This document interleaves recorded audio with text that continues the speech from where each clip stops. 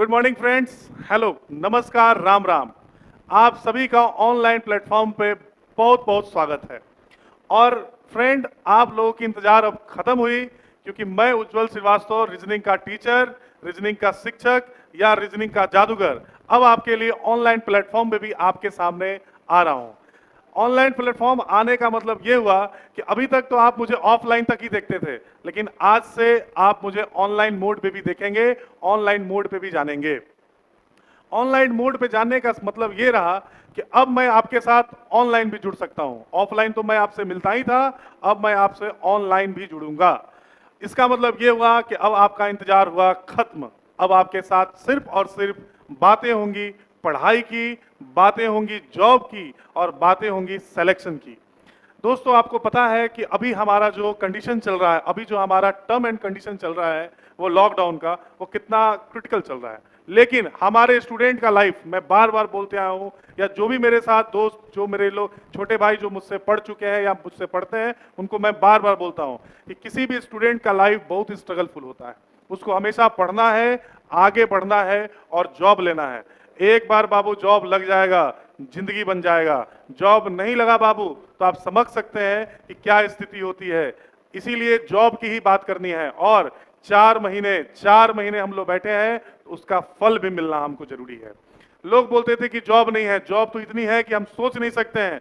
Job का भरमार हमारे यहाँ पड़ा हुआ है, जॉब का भरमार हमारे यहाँ पड़ा हुआ है, और उसको बस लेने वाले की कमी है। उसी जॉब को हमको लेना है। जॉब आसमान में उड़ रहा है, बस हमें पकड़ने आना है। और एक बात आपको जान के खुशी होगी कि हम बिहारियों पे एक बात कही जाती है कि हम लोग उड़ते हुए चिड़िया को भी हरदी लगाते हैं। इसका मतलब ये हुआ कि जब उड़ते हुए चिड़िया को हम लोग हरदी लगा सकते हैं, तो ये जॉब क्या है? ये जॉब तो एक छोटा सा चीज है जिसको हम थोड़ी सी मेहनत करने के बाद भी पा सकते हैं। थोड़ा सा मेहनत करेंगे और जॉब हमारे सामने है। आपको पता है कि हम लोग किस कंडीशन से भी हैं, लेकिन एक स्टूडेंट का कंडीशन सबसे अच्छा होता है, सबसे बढ़िया होता है। वो किसी कंडीशन में रहे, उसको सिर्फ और सिर्फ पढ़ना ही है। By the way, myself Ujjwal Srivastava, मैंने आपको पहले भी बोला और अभी भी बोल रहा हूं कि उज्जवल सर आपके सामने आ गए हैं। उज्जवल सर आपके साथ ही हैं, और अब इसी ऑनलाइन प्लेटफॉर्म पे आपको हमेशा मिलेंगे भी, हमेशा आगे बढ़ेंगे और हमेशा पढ़ने की ही बात करनी है। आपको पता ही है कि रीजनिंग की बात मैं करता हूं, उज्जवल सर रीजनिंग के लिए ही फेमस है और रीजनिंग की ही बात करते हैं। तो जब रीजनिंग के लिए फेमस है तो रीजनिंग की ही बात करें। तो रीजनिंग की अगर बात की जाए, तो आपको पता है कि रीजनिंग हमारे लिए एक छोटे चपरासी के पोस्ट से लेके एक यूपीएससी के पोस्ट तक का इंपॉर्टेंट है। जीरो से हीरो बनना है, तो जीरो से हीरो बनने के लिए हमें रीजनिंग सबसे इंपॉर्टेंट पार्ट होता है। रीजनिंग हमको समझना है, रीजनिंग हमको जानना है, और रीजनिंग हमको ध्यान में भी रखना है। क्योंकि दोस्तों, आपको पता है, छोटे भाई आप मुझे पता है, छोटी बहन आप मेरी, मुझे आपको पता है कि हमारे यहाँ रीजनिंग का जो टर्म होता है, रीजनिंग का जो कहानी होता है, वो एकदम छोटे चीज से शुरू होता है। और आपको ये पता भी होगा कि रीजनिंग हमने अभी तक पढ़ा भी नहीं था। हमने रीजनिंग कब पढ़ा? जब हमने 12th कंप्लीट कर लिया तब। इसका मतलब ये है कि रीजनिंग हमारे लिए नया है। और रीजनिंग के बारे में बहुत सारी बातें कही जाती है कि ये हमारा बुद्धिक परीक्षण है, टेस्ट आवर माइंड है, to test our mind, to check our mind. It means कि हमारे यहाँ सिर्फ और सिर्फ माइंड की बात होती है, ब्रेन की इसमें बात होती है। तो जो दिमाग लगाएगा वो आगे बढ़ेगा, जो दिमाग नहीं लगाएगा, आप समझ सकते हैं कि क्या हो सकता है। इसीलिए हमें सिर्फ आगे बढ़ना है, सिर्फ आगे जानना है और सिर्फ आगे समझना है। देखिए, रीजनिंग की बात की जाए, रीजनिंग का टर्म हमसे बोला जाए, रीजनिंग की कहानी कही जाए कि रीजनिंग का टर्म क्या होता है, तो पहले हम रीजनिंग की बात करें, फिर आपसे समझते हैं कि रीजनिंग का टर्म, फिर आपको मैं कुछ बताता हूं कि रीजनिंग हमारे लिए किस कंडीशन पे हमसे जुड़ता है, किस कंडीशन से हमसे बात की जाती है। आइए,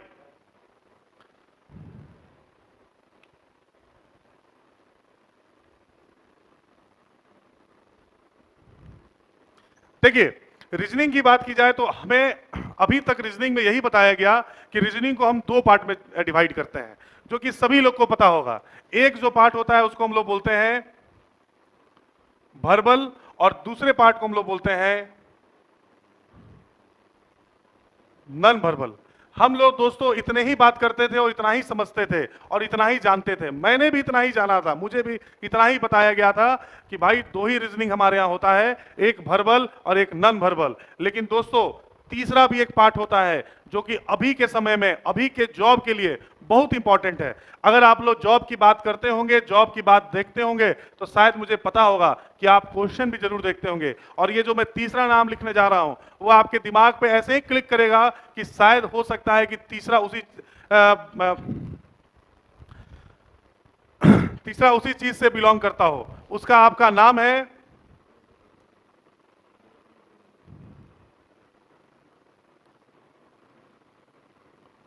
क्रिटिकल लिसनिंग। अब आप बोलेंगे कि ये क्रिटिकल लिसनिंग क्या है, ये क्रिटिकल लिसनिंग का टर्म क्या है?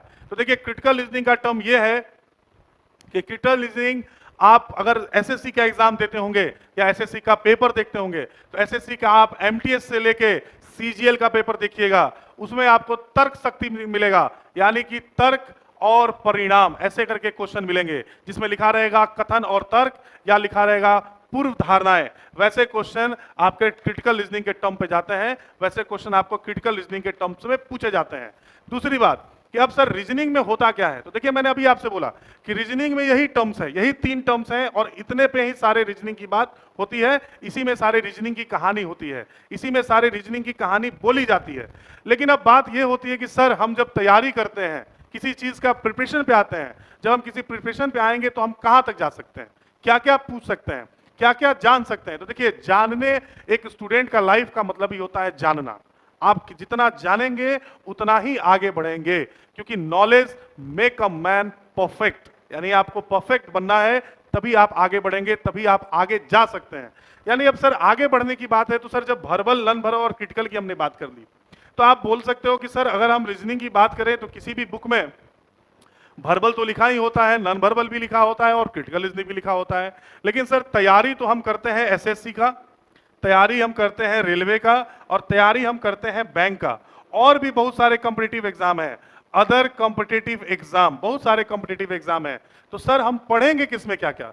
देखिए, मैं बार बार बोलता हूं, और ये मेरे जो भी स्टूडेंट्स हैं, जो भी दोस्त लोग हैं, उनको ये मैं बार बार समझाता भी हूं, उनको बार बार मैं बताता भी हूं कि रीजनिंग का टेंस क्या होता है, रीजनिंग का मतलब क्या होता है। देखिए, रीजनिंग का मतलब ये नहीं होता है कि वर्बल क्या है, नॉन वर्बल क्या है। रीजनिंग का मतलब ये होता है कि हमको एसएससी में क्या पढ़ना है।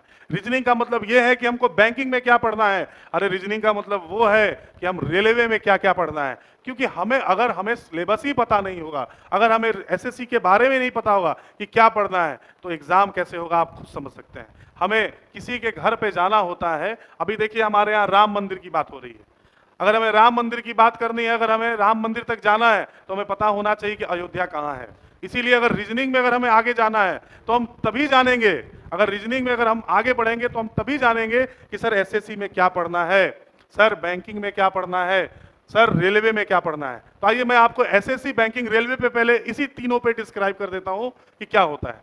देखिए दोस्तों, पहले जो था बैंकिंग, एसएससी और रेलवे में बहुत सारी डिफरेंसेस थी, बहुत सारे टर्म्स थे, बहुत सारे चेंजेस थी। लेकिन अभी क्या किया गया, अभी जो हमारे क्वेश्चन सेट करने वाले हैं, या जो हमारे ऊपर के लोग हैं, या जो हमसे एग्जाम लेते हैं, उन्होंने क्या किया, सभी को एक में कर दिया। जैसे उन्होंने किया ये कि पहले जो था इस वर्बल रीजनिंग में सिर्फ और सिर्फ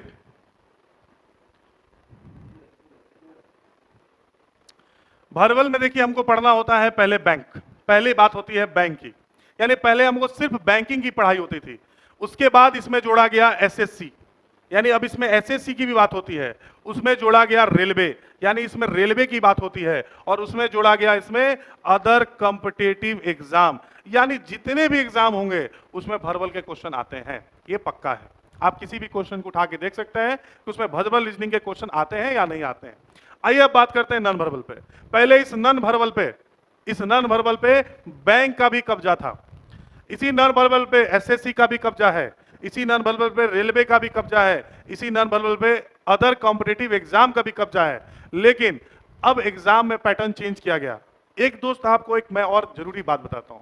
देखिए, हम लोग जब पढ़ते हैं किसी भी चीज का प्रिपरेशन, यानी किसी भी जॉब का प्रिपरेशन हम करते हैं, तो उसमें हम बोलते हैं कि सर हम एसएससी का प्रिपरेशन कर रहे हैं, हम रेलवे का कर रहे हैं, हम बैंकिंग का कर रहे हैं, और बड़े शान से बोलते हैं। लेकिन एक चीज आपको याद रखनी होगी कि हर सब्जेक्ट, हर चैप्टर, हर सब्जेक्ट, हर जानकारी, हर का अलग अलग होता है। और को दुख भी होगा और ये जान के खुशी भी होगी कि सबसे अधिक अगर पैटर्न कहीं चेंज होता है तो वो पैटर्न रीजनिंग में ही होता है।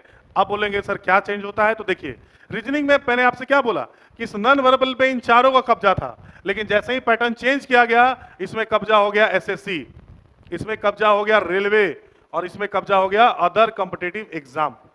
देखिए बैंक यहां हट गया, और यहीं से आप क्लियर कर सकते हैं कि अगर आपसे कोई पूछता है कि ये बताओ बैंक और एसएससी में क्या डिफरेंस है, आप स्ट्रेट बोलो कि बैंक और एसएससी में सबसे बड़ा डिफरेंस ये है कि in the terms of syllabus कि रीजनिंग में हमको नॉन वर्बल बैंक में नहीं पढ़ना है, तो सर एसएससी में हमको नॉन वर्बल पढ़ना है। आइए क्रिटिकल रीजनिंग की बात करें।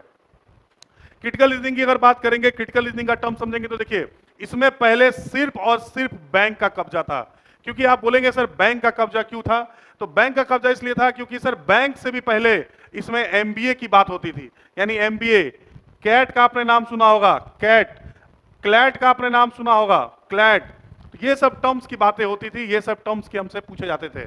तो बैंकिंग इसमें जोड़ा गया, और बैंकिंग शुरुआत से जोड़ा गया क्योंकि बैंकिंग क्रिटिकल रीजनिंग इसमें शुरू से आता था।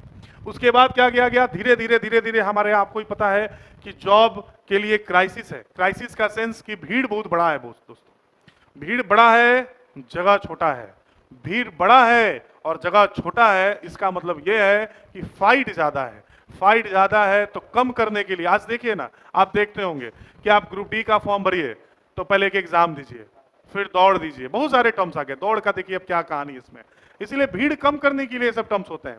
तो भीड़ कम करने के लिए क्या किया गया, तो पहले तो बैंक आता ही आता था, साथ में अब इसमें एसएससी के भी टर्म्स डाल दिया गया। वही जो भी आपको मैंने थोड़ी देर पहले पढ़ा था कि तर्क के क्वेश्चंस आते हैं, कथन और तर्क, कथन और पूर्व धारणाएं, सेम वही है एसएससी में वो पूछा गया। और तो और रेलवे में देखा गया कि रेलवे के एग्जाम में भी पूछा जा रहा था, तो रेलवे में भी देखा गया। और हमारे यहाँ जो भी कॉम्पिटिटिव एग्जाम और भी होते हैं, अदर कॉम्पिटिटिव एग्जाम, उसमें ये चीज पूछे गए, और उस बेसिस पे हमको पढ़ने को दिया जाता है, उस बेसिस पे हमको जानने को दिया जाता है। मैंने बोला आपसे कि क्रिटिकल रीजनिंग में ये सब टर्म्स पढ़ने हैं, ये सब टर्म्स हमको जानने हैं। अब देखिए बात होता है, मैंने अभी आपसे क्या बोला कि सर सिलेबस, मैंने अभी थोड़ी देर पहले आपसे बोला कि हमें अगर किसी चीज के बारे में जानकारी है, अगर हम किसी चीज के बारे में जानते हैं, तभी हम उस चीज के बारे में किसी को बता सकते हैं। जैसे हम लोग सभी लोग गांव से आते हैं, मैं भी गांव से आता हूं, आप भी गांव से आते होंगे, और बहुत लोग गांव में इसको देखेंगे भी। तो जब गांव के लोग देखेंगे तो गांव में देखा जाता है, अक्सर मैं ये चीज बोलता हूं कि वहां पे जो गांव में जो पढ़ने वाले बच्चे होते हैं, उनको लोग ज्यादा उनसे कुछ जानकारी लेना चाहते हैं। जैसे गांव में कोई बच्चा मैट्रिक कर गया तो का भैया का पढ़थिन, का पढ़ेला हई, का पढ़ेला हवा, ये सब आदमी पूछता है। इसका मतलब ये है कि आदमी सब चीज पूछेगा कि क्या पढ़ेंगे नहीं पढ़ेंगे, क्या करेंगे नहीं करेंगे। इसका मतलब ये कि हमें पढ़ना है, हमको पढ़ना है और हमको बताना है। तो बताना तभी है कि जानकारी रहना है, नहीं तो बिना जानकारी के कई बार इंजीनियरिंग का फॉर्म भर के आदमी मेडिकल का एग्जाम देने चला जाता है, तो वो काम नहीं करना है। हमें काम ये करना है कि हम दिमाग भी बढ़िया देंगे और सही चीज बताएंगे भी। तो आइए जरा आप सिलेबस की आपसे बात कर लें कि सिलेबस का कंडीशन हमारे यहाँ क्या होता है। देखिए मैंने आपसे पहले ही बोला था कि सिलेबस हमारे यहाँ, मैं नॉन वर्बल और वर्बल पे बात ही नहीं करता हूँ, मैं नौकरी की बात करता हूँ। दिल ठोक के बोलता हूँ कि नौकरी मिलेगा तो मिलेगा, क्योंकि नौकरी के लिए ही बात होनी है। इतना मैं आपके साथ बकैती किया, इतना मैंने आपको बताया, नौकरी के लिए बताया।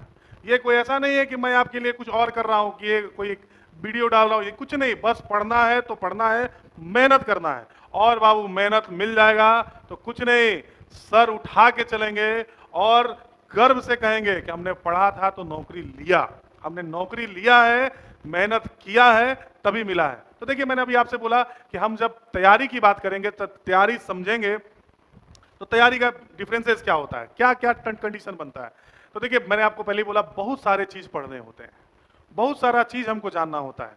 जैसे कि आप मैथ भी पढ़ते होंगे, आप इंग्लिश भी पढ़ते होंगे, जीके जीएस, ब्रह्मांड, समुद्र, जो बोल सकते हैं वो उसके लिए कम है, क्योंकि वो अथाह एक समंदर है, एक महासागर है। उसमें आप कितना भी हाथ डालो, हाथ तो डाल ही नहीं सकते, शरीर पूरा डाल दो तो भी कम है, क्योंकि उसका कोई लिमिटेशन नहीं है। लेकिन हाँ लिमिटेशन है हमारे यहाँ, मैथ में लिमिटेशन है, रीजनिंग में लिमिटेशन है, इंग्लिश में लिमिटेशन है। क्यों? क्योंकि हम उसको जानना सीख सकते हैं, उसको हम पढ़ सकते हैं, बना सकते हैं।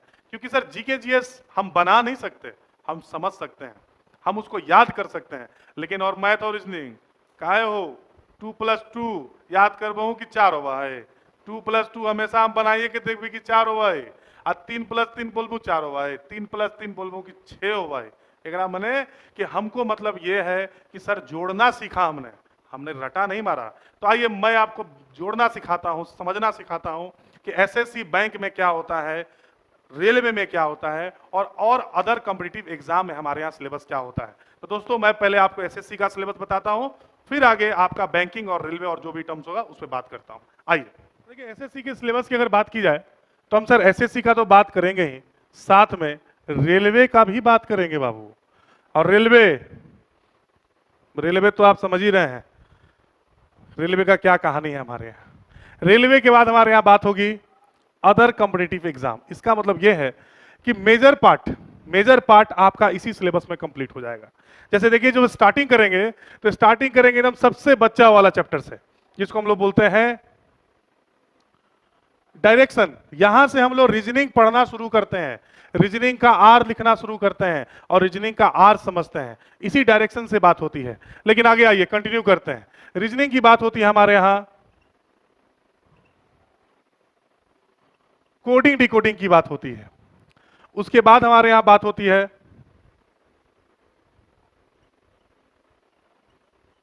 रैंकिंग की बात होती है, उसके बाद हमारे यहां बात होती है अल्फाबेट की बात होती है, उसके बाद हमारे यहां बात होती है ब्लड रिलेशन। मैं इसको ब्लड रिलेशन नहीं बोलता हूं, मैं इसको बोलता हूं रक्त संबंध। और रक्त संबंध से भी अच्छा एक नाम इसका मैंने दिया है, खून का रिश्ता। रिश्ता तो है ही रिश्ता है, हमारा आपका रिश्ता, टीचर का रिश्ता, भाई का रिश्ता, दोस्त का रिश्ता, हर चीज का रिश्ता। सेम वही रिश्ता यहां पढ़ना है जिसको हम लोग बोलते हैं ब्लड रिलेशन, रक्त संबंध। आगे जब देखेंगे तो आगे में इसमें हमको मिलेगा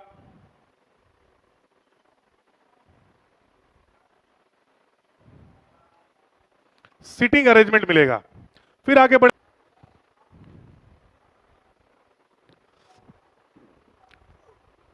सीटिंग अरेंजमेंट के बाद आपको पढ़ना है एकदम खतरनाक चैप्टर जिसका नाम है सिलोजिम। कोई भी एग्जाम दीजिए, कोई भी तरीका दीजिए, कोई भी एग्जाम के बारे में आप पेपर देखिए, कम से कम 2 नंबर का क्वेश्चन इससे पूछा ही जाता है, यानी सबसे इंपॉर्टेंट क्वेश्चन है। उसके बाद अगर देखा जाए तो उसके बाद आप देखेंगे तो आपको मिलेगा क्लॉक, उसके बाद अगर आप देखेंगे तो आपको मिलेगा कैलेंडर, उसके बाद अगर आप देखेंगे तो आपको मिलेगा डाइस। अब भैया अभी लॉकडाउन है, सबसे अधिक डाइस का काम चल रहा है। लूडो किंग खेलते ही होंगे, शेयर भी करते होंगे और दोस्त को जरूर उसमें ज्वाइन करते होंगे। तो वही लूडो किंग को यहाँ पढ़ना भी है, किस रूप में, तो डाइस के रूप में, यानी डाइस के रूप में उसको पढ़ा जाता है और उसको पढ़ाया जाएगा। उसके बाद आगे का जो टर्म है हमारे यहाँ वो आपके यहाँ आता है जिसको हम लोग बोलते हैं क्यूब। देखिए दोस्तों, अभी के समय लोग क्यूब लिख के ही छोड़ देते हैं। इसके एक बात का भी पार्ट है जो शायद आपने पढ़ा भी होगा और आप देखते भी होंगे, जिसको हम लोग बोलते हैं क्यूबॉइड। आप बोलेंगे कि सर आप बोल सकते थे या समझ सकते थे, आपको दिमाग में भी अभी ये हिट किया होगा कि क्यूब बोल के मैंने क्यों बोल दिया कि लोग छोड़ देते थे। तो लोग बोलते थे कि सर एग्जाम में अब नहीं आता है, नहीं आता है तो नहीं पढ़ाएंगे, और पूछ देगा तो फिर मास्टर को क्या करेंगे। अगर पूछ दिया तो हम क्या कर सकते हैं, कुछ नहीं कर सकते। इसीलिए अगर पूछ देगा तो पढ़े रहेंगे तो हम बनाएंगे। इसीलिए मेरे साथ आप जुड़ेंगे तो क्यूब तो मैं पढ़ाऊंगा ही पढ़ाऊंगा, साथ में मैं आपको क्यूबाइड भी पढ़ाऊंगा। आगे बढ़ेंगे तो फिर आपको मिलेगा इसमें मैट्रिक्स। मैट्रिक्स आप 11th में अगर आप पढ़े होंगे तो आपको मैट्रिक्स मिला होगा, वहां पे मैट्रिक्स की बात होती है। वही मैट्रिक्स है लेकिन उससे बहुत ही कम, बहुत ही कम, बहुत ही थोड़ा, बहुत ही सामान्य चीज से पढ़ना होता है जो कि है मैट्रिक्स। फिर आप पढ़ेंगे जिसको हम लोग बोलते हैं वेन डायग्राम, वेन आरेख।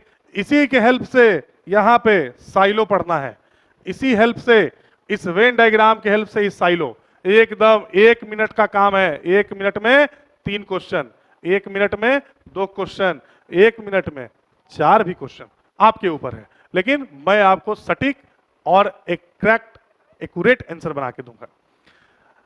14th पे आते हैं तो 14th पे आपका आता है जिसको हम लोग बोलते हैं find out missing. Find out missing का मतलब क्या होता है, तो वो आप एक देखते होंगे कि सर एक बॉक्स करके बना होता है और इस बॉक्स में ऐसे ऐसे करके दिए होते हैं और यहाँ A B C, यहाँ D, यहाँ E ऐसे करके टर्म्स लिखे होते हैं और ये मिसिंग टर्म आपको फाइंड आउट करना होता है। इसी टर्म को हम लोग बोलते हैं फाइंड आउट मिसिंग। 15 नंबर होता है जिसको हम लोग बोलते हैं सीरीज।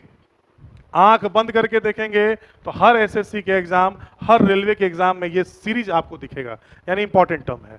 उसके बाद आइए 16 पे आता है जिसको हम लोग बोलते हैं पेपर फोल्डिंग, और इसी का एक छोटा भाई है जिसको हम लोग बोलते हैं पेपर कटिंग। आइए पेपर कटिंग की बात थोड़ा कर लें। दिवाली का समय आने वाला ही है और हम लोग उसमें पान का पत्ता बनाते हैं, गुड़िया बनाते हैं, कभी कभी गणेश भगवान भी काट काट के बना लेते हैं। तो वही काटने के तरीकों को हम लोग बोलते हैं पेपर कटिंग, उसको भी पढ़ना है। इसी को तो मैंने क्या बोला आपसे, यही है रीजनिंग। रीजनिंग हर वो छोटे चीज में है, हर वो ऐसे चीज में है जहां पे हम दिमाग लगाएंगे वहां पे सर रीजनिंग की बात होगी। इसीलिए मैंने यहां पे आपके लिए लिखा पेपर कटिंग। आगे देखते हैं, इसी में एक टर्म होता है जिसको हम लोग बोलते हैं डाटा इंटरप्रिटेशन। देखिए ये डाटा इंटरप्रिटेशन क्या है, तो आप देखते होंगे कि एक सर्कल लगा देते हैं लोग, फिर एक स्क्वायर बना देंगे लोग, एक त्रिभुज बना देंगे और इसमें 4 5 6 7 8 ऐसे करके नंबर लिखेंगे और लोग बोलेंगे कि ये टीचर है, ये प्लेयर है, ये स्टूडेंट है, और बोलेंगे कि सर कौन कौन से स्टूडेंट हैं, क्या टीचर हैं। इस तरह के क्वेश्चंस होते हैं जिसको हम लोग बोलते हैं डाटा इंटरप्रिटेशन। 19 नंबर जो है उसको हम लोग बोलते हैं एनालॉजी, ये भी एक आपका टर्म है। 20 नंबर जो टर्म है जिसको हम लोग बोलते हैं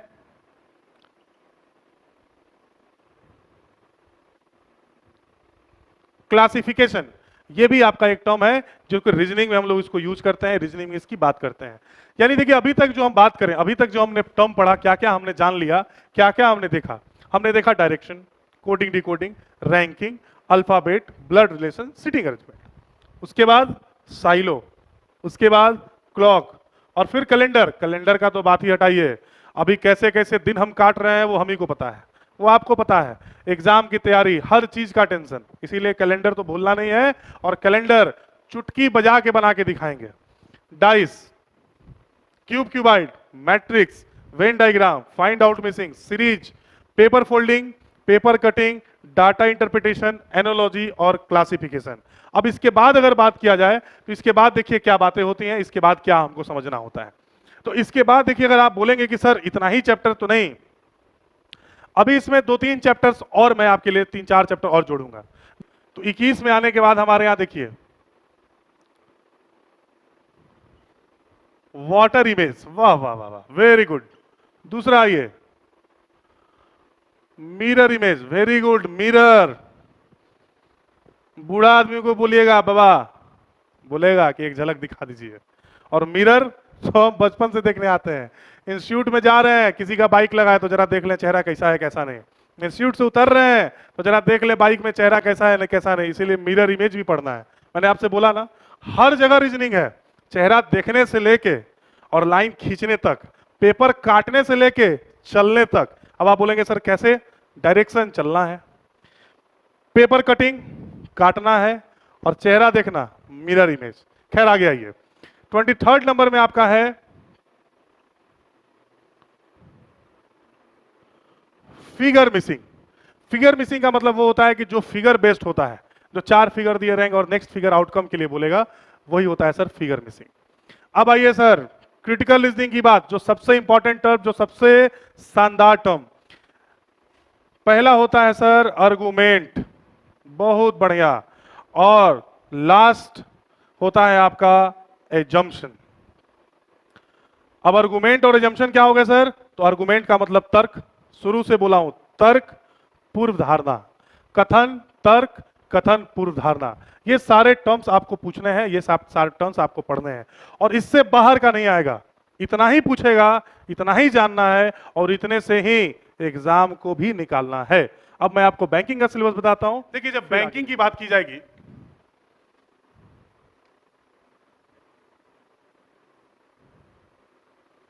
तो बैंकिंग का कहानी क्या बोलता है, बैंकिंग का टर्म्स क्या बोलता है हमसे, बैंकिंग का कहानी हमसे क्या बोलता है।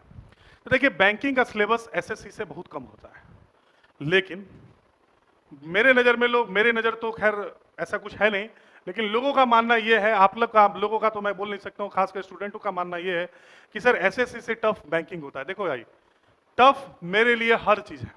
आप एक नर्सरी के बच्चे से पूछना, ये मेरा खुद का एक्सपीरियंस मैं आपको शेयर कर रहा हूँ। जब आप नर्सरी में पढ़ते थे तो उस समय ABCD याद करते थे, उस समय भी आपसे कोई पूछता था कि भाई क्या स्थिति है, तो आप यही बोलते थे कि बहुत टेंशन है भाई। मैट्रिक में आए, आपसे कोई पूछा कि हाँ भाई क्या स्थिति, तो आप भी बोलते थे कि बहुत टेंशन है। इंटर में भी आते थे तो आप यही बोलते थे कि क्या स्थिति, तो आप बोलते थे कि बहुत टेंशन है। जब हर जगह टेंशन ही था तो यहाँ पे क्या आप सोचते हो, क्या सोचते हो? टेंशन, टेंशन रहेगा, लेकिन घबराना नहीं है। उज्जवल सर साथ में है, टेंशन नहीं लेना है, आगे बढ़ना है और आगे बढ़ते ही रहना है और उस नौकरी को छूना है।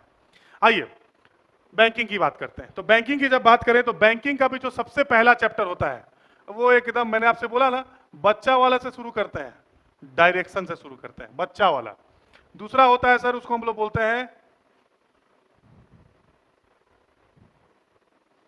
जो दूसरा होता है उसको हम लोग बोलते हैं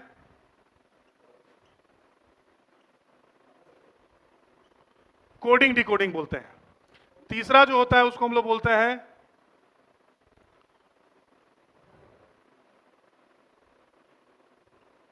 कोडेड इंक्विलिटी बोल रहे हैं। चौथा जो बोलते हैं वो बोलते हैं रैंकिंग बोलते हैं। पांचवा जो बोलते हैं उसको हम लोग बोलते हैं अल्फाबेट बोलते हैं। छठा जो होता है उसको हम लोग क्या बोलते हैं, तो हम लोग सर रक्त संबंध बोलते हैं। यह देखिए फिर से आ गया रक्त संबंध, वेरी गुड। मैंने स्टार्टिंग में ही बोला था कि भरवल में सिर्फ बैंकिंग की बात होती है, भरवल में सिर्फ क्रिटिकल रीजनिंग की बात होती है। तो जब भरवल में सिर्फ बैंकिंग और क्रिटिकल रीजनिंग की बात होती है, सॉरी, कि बैंकिंग में भरवल की बात होती है, बैंकिंग में क्रिटिकल रीजनिंग की बात होती है, लेकिन उसी बैंकिंग में एसएससी की भी मैंने नाम लिखा था। तो देखिए एसएससी के बहुत सारे चैप्टर आपको मिल गए होंगे, और बहुत क्या सारे चैप्टर मैंने एसएससी में भी लिखे थे, सिर्फ इसको छोड़ के, क्योंकि इसकी बात अभी नहीं होती थी। लेकिन बात होगी भी तो मैं देखूंगा, मैं बताऊंगा कि क्या होता है, लेकिन खासकर इसकी बैंकिंग की बात हो रही थी। खैर बैंकिंग में ब्लड रिलेशन की बात हो गई।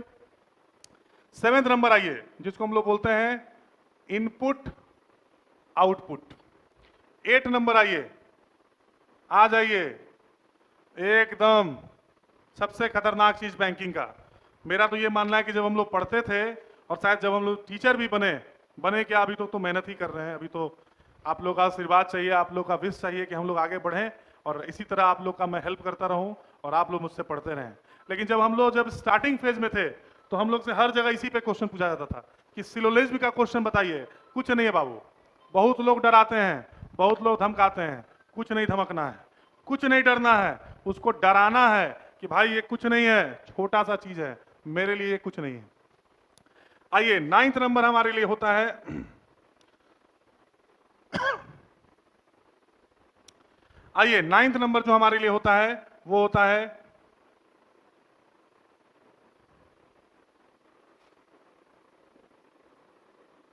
सिटिंग अरेंजमेंट होता है। अब देखिए सिटिंग अरेंजमेंट की बात यहां पे हुई, तो मैंने आपको एसएससी के सिलेबस में मैंने सिटिंग अरेंजमेंट में सिर्फ 2 ही चीज लिखा था। एक लिखा था सर्कल वाइज और एक लिखा था रो और कॉलम वाइज। लेकिन यहां जब आइएगा तो यहां पे अरेंजमेंट्स बहुत सारे हो जाते हैं, square wise, rectangle wise, triangle wise, more than बहुत सारी चीजें हैं, इसीलिए यहां पे सिटिंग अरेंजमेंट को थोड़ा बढ़ा दिया जाता है। और इसी का एक छोटा भाई होता है जिसको हम लोग बोलते हैं पजल। आइए पजल, बिहार बिहार ग्रामीण बैंक आरआरबी के लिए सबसे इंपॉर्टेंट चीज, आईबीपीएस के लिए सबसे इंपॉर्टेंट चीज, एसबीआई के लिए सबसे इंपॉर्टेंट चीज, यानी पजल बहुत इंपॉर्टेंट चीज है। उसके बाद देखिए 11 नंबर में आते हैं जिसको हम लोग बोलते हैं डाटा सफिशिएंसी। डाटा सफिशिएंसी का भी एक टर्म होता है जिसमें क्या किया जाता है कि एक स्टेटमेंट दिया जाता है, उसके बेसिस पे 2 कंक्लूजन दिए होते हैं और उस कंक्लूजन को बनाने का होता है। मैथ में आप लोग पढ़ते होंगे तो मैथ में एक डीएस आता है, सेम वही चीज है यहाँ पे डाटा सफिशिएंसी, डीएस बोलते हैं। लेकिन इस डीएस का मतलब क्या होता है, इसमें भी 4 चैप्टर 5 चैप्टर को मिला के एक डीएस बनाया जाता है और उसी बेसिस पे एक क्वेश्चंस को 100 नंबर जो आपका है वो होता है आपका क्रिटिकल रीजनिंग। अब क्रिटिकल रीजनिंग की बात की जाए तो ये क्या है सर, तो इस क्रिटिकल रीजनिंग में पहले बताए जाते थे 5 चैप्टर, लेकिन अब इसको क्या कर दिया गया है, ज्यादा कर दिया गया है, अब उसको बढ़ा दिया गया है, बढ़ा के 6 भी है, कहीं कहीं 7 भी आते हैं, लेकिन बेसिकली 5 चैप्टर इंपॉर्टेंट होते थे और होते भी हैं, जो कि है पहला नंबर आर्गुमेंट, दूसरा नंबर एजम्पशन, तीसरा नंबर कोर्स ऑफ एक्शन, चौथा नंबर काउज एंड इफेक्ट, पांचवा नंबर इन्फेरेंस, छठा नंबर बेस्ड ऑन पैसेज, सातवां नंबर बेस्ड ऑन फैक्ट। यानी ये 7 अभी हाल फिलहाल में देखे जा रहे हैं। और पिछले साल और उसके पिछले साल हम लोगों ने देखा कि बैंकिंग में ये जो बेस्ड ऑन पैसेज है और जो बेस्ड ऑन फैक्ट है, इसके एक दो क्वेश्चन हमको देखने को मिले थे। तो जब देखने को मिले थे तो ये भी पढ़ना जरूरी है। यानी पूरा बैंकिंग का सिलेबस आपका इतना ही है और पूरा एसएससी का सिलेबस मैंने इतना ही है। पूरा बाउंड्री, पूरा एलओसी, पूरा जो कहिए सब मैंने मंत्र मार के आपके लिए यहाँ पे लिख दिया। इससे ना ज्यादा आएगा ना इससे आपसे कम पूछेगा। हर चीज पढ़ना है बाबू। जॉब लेना है, मेहनत करना है, नौकरी करना है, तो आपके लिए हर चीज इंपॉर्टेंट है। तभी जाके आप आगे बढ़ेंगे, तभी जाके आप आगे बढ़ सकते हैं। अगर इसमें थोड़ा सा भी आप कोताही करिएगा तो आप समझ सकते हैं कि बहुत लोग आपको ऐसे मिल जाएंगे जो 5-5 साल से तैयारी कर रहे हैं। करते रहिए, कोई बोलने वाला नहीं है, कोई रोकने वाला नहीं है। हम लोग मिडिल क्लास फैमिली से हैं। मुझे लगता है कि हम सभी लोग को कुछ नीड है, तभी इस चीज़ की हम तैयारी कर रहे हैं। तो जब तैयारी कर रहे हैं तो हमको ऑफकोर्स मन से ही तैयारी करना पड़ेगा, आगे बढ़ के तैयारी करना पड़ेगा और तभी आगे हम बढ़ पाएंगे। इतना तो मैंने सिलेबस आपको बता दिया कि बैंकिंग की सिलेबस क्या है और एसएससी की सिलेबस क्या है। अब थोड़ा मैं उतना देर से तो मैं आपसे बात कर ही रहा हूँ, अब बस 2 मिनट और आपका मैं लूँगा। 2 मिनट में आपसे और बात करूँगा। उसके बाद फिर नेक्स्ट वीडियो में मैं अपना नेक्स्ट वीडियो अपलोड करूँगा, तो फिर मैं उसमें भी आपसे आगे के टर्म्स में बात करूँगा कि क्या होता है क्या नहीं होता है। तो मैंने आपसे पहले ही बोला कि मैं पहले ऑफलाइन प्लेटफॉर्म पे, तो मैं सभी लोग, आप मुझे जो लोग जानते होंगे उन्होंने मुझे देखा है। ऑनलाइन में मैं पहली बार आ रहा हूँ, तो सभी लोग का टेंशन, जो लोग मेरे से पढ़ते थे या जो लोग पढ़ते हैं उन लोग का दूर हो जाना चाहिए। कोई भी कंडीशन है, कोई भी दिक्कत हो तो मुझसे आप इस चैनल में आप मुझे मिलिए, मुझे आप देखिए, मेहनत करिए। दूसरी बात है कि सब्सक्राइब की बात अक्सर लोग करते हैं। देखिए, सब्सक्राइब की बात जो करते हैं तो वो मैं नहीं करूँगा, क्योंकि देखो वो एक अलग चीज़ है। मैंने पहले भी बोल रखा है और जो लोग मुझसे जानते हैं वो मुझे अच्छे से जानते हैं कि मैं इन सब वो चीज़ में रहता ही नहीं हूँ कि आप क्या करते हैं नहीं करते। मुझे बस एक ही काम है, पढ़ना, पढ़ाना, मेहनत करना, नौकरी लेना। इसके अलावा अगर आप कुछ सोचते हैं कि सर इसके अलावा कुछ नहीं, मेरे पास और कुछ नहीं है। मैं बस 2 ही चीज़ जानता हूँ, नौकरी करेंगे गर्व से सर उठा के चलेंगे, नौकरी नहीं करेंगे तो आप समझ सकते हैं कि क्या स्थिति है। और आपके अगल बगल में ऐसे लड़के मिल जाते होंगे कि जो 5-5 साल से तैयारी कर रहे हैं और उनके हाथ में नौकरी नहीं है। तो मैं ये नहीं कर रहा हूँ कि 5 साल नौकरी करना है, बढ़िया से पढ़ना है। अभी हम जिस स्थिति में हैं, जिस कंडीशन में है, उससे अच्छा पढ़ना है, उससे आगे बढ़ना है और आगे बढ़ते रहना है। तो आज के लिए यही रखते हैं, फिर नेक्स्ट वीडियो में मिलेंगे। तब तक के लिए धन्यवाद, थैंक यू, जय हिंद, जय भारत, जय बिहार, थैंक यू।